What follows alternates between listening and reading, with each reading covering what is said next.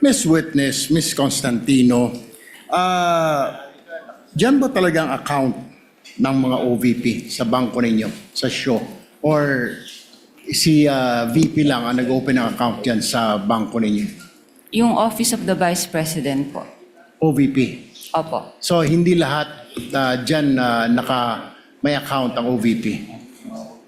Wala na po akong alam. Okay. Kaya nga po, tanong ko natin, si dating VP Robredo po ba nagbukas din ng account dyan?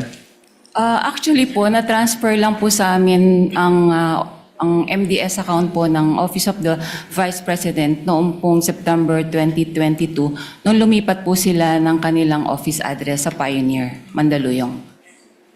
Okay. Normal po ba na ganito kalaki ang wini-withdraw ng isang government agency? Is this normal? Nakakita ka na ba nito ng other government agencies na ganito kalaki ang withdrawal? Wala po, unusual po ito. Unusual yung withdrawal. So therefore, kung unusual, Madam Witness, hindi mo kayo nagtanong man lang, para saan po ba kayo ito? Kasi alam ko sa bangko po, nagtatanong. Ako po, nagbabangko ko sa privado. Natatanong po yung staff ko, para saan ba gagamitin ni Sir ito, ni Sir? Hindi na ba ninyo tinatanong? Kasi po may advice naman ng po siya. So, kumbaga dumaan naman po ito sa proseso nila. Kaya, I don't think po na Pero magtanong pa kami. what is the SOP? Ano po standard operating procedure pag may mga malalaking withdrawal? Or exempted pag mga government agency, lalo po't mga matataas na ahensya ng pamahalaan? Wala na pong exemption. Kaya lang po itong sa particular na transaction po ng OVP, bali meron naman po kasi silang forward advice po sa branch. Okay. Alam niyo po ba na ito ay for intelligence fund, yung wini-withdraw? Hindi po.